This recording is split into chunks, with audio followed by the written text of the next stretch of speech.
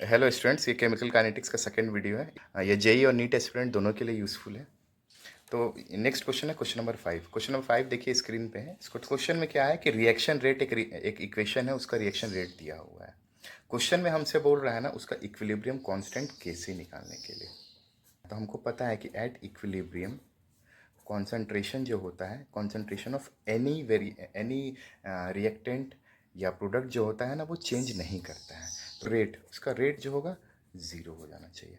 तो अब देखिए क्वेश्चन में दिया हुआ रेट, देखिए दिया हुआ है क्वेश्चन में रेट दिया हुआ है मेरे को, और हमसे बोल रहे इक्विलिब्रियम कांस्टेंट। क्योंकि ये इसका मतलब कि जब इक्विलिब्रियम कंडीशन होगा तो ये जो PtCl4 2 माइनस का जो कंसंट्रेशन है वो कांस्टेंट हो जाएगा। तो इसका डिफरेंशिएशन का वैल्यू ज़ीरो होना चाहिए, यानी जो रेट होगा उसका वैल्यू ज़ीरो होगा। इसको इक्वेट कर देना होगा, यानी 4.8 इंटू 10⁻⁵ PtCl4 2 माइनस का concentration must be equal to 2.4 into 10⁻³ concentration of PtH2O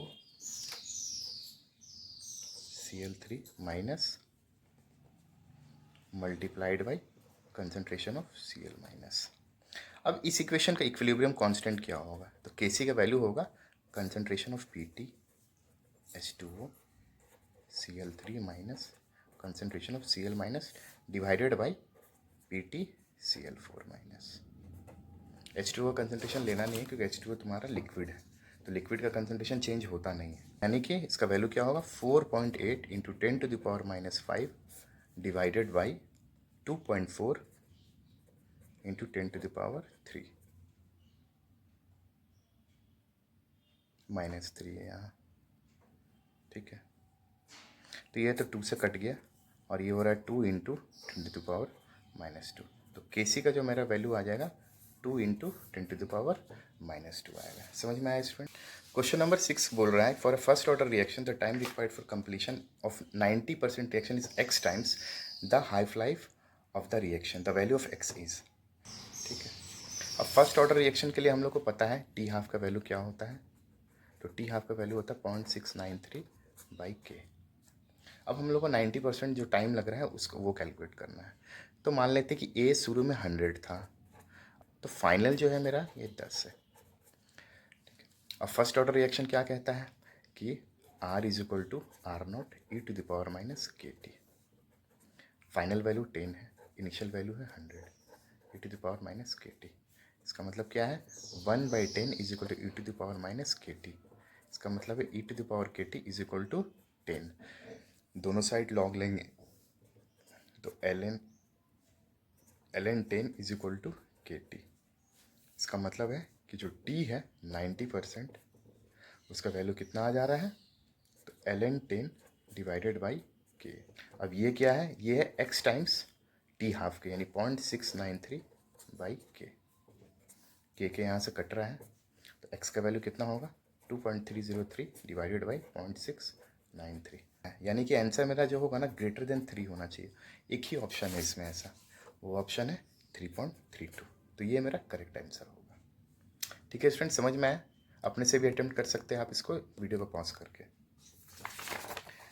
question number 7 है ओवरऑल ऑर्डर। क्वेश्चन देखिए ये है, अपने से भी ट्राई करने के लिए वीडियो को पॉज करके आप लोग ट्राई कर सकते हैं, ठीक है।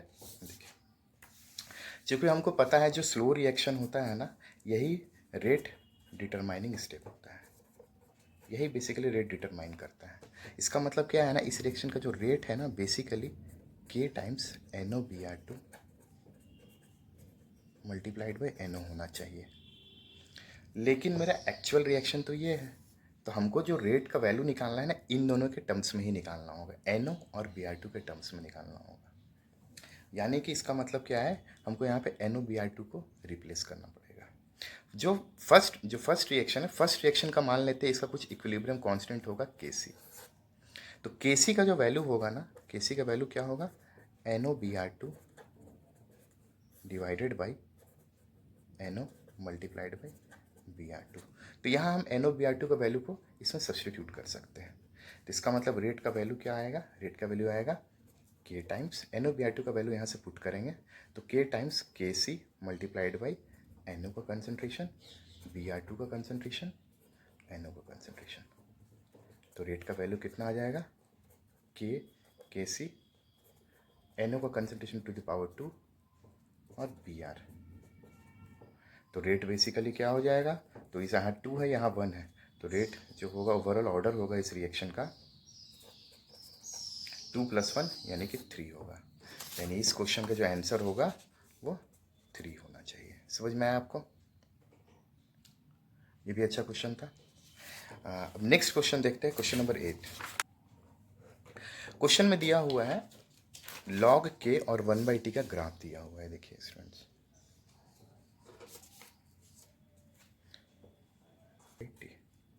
क्वेश्चन क्या है मैं पढ़ता हूँ। Consider the following plots of rate constant versus 1/t for 4 different reaction. Which of the following order is correct for the activation energy of this reactions. तो हमको एक्टिवेशन एनर्जी का रिलेशन एक्चुअली में बताना है क्या होगा। सबसे पहले तो आरएनएस इक्वेशन क्या है, तो रेट कांस्टेंट होता है वो होता है e to the power minus A divided by R T. ये तुम्हारा, ये आपका आरएनएस इक्वेशन। अब हम इसको लॉग ले लेते हैं, तो ln k is equal to ln a माइनस ए बाई आर टी है कि इस इक्वेशन का जो स्लोप होगा ये बेसिकली किस फॉर्म में आ रहा है, y equal to m x plus c के फॉर्म में आ रहा है।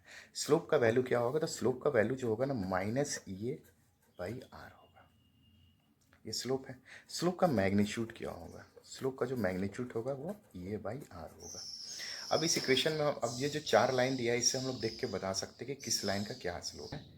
कि जो सबसे ज़्यादा स्लोप है ना वो सी का दिख रहा है। अगर हम स्लोप कंपेयर करेंगे तो सी का जो मैग्नीट्यूड है वो सबसे ज़्यादा है, उसके बाद ए का मैग्नीट्यूड है, उसके बाद डी का मैग्नीट्यूड है, उसके बाद बी का मैग्नीट्यूड है। अब जब ये मैग्नीट्यूड है इसका मतलब क्या है, E C by R should be greater than E A by R should be greater than E D by R should be greater than E B by R. इसका मतलब रिलेशन क्या होगा, तो E C should be greater than E A should be greater than E D should be greater than E B. तो option होगा C, फिर ए, फिर D, फिर बी।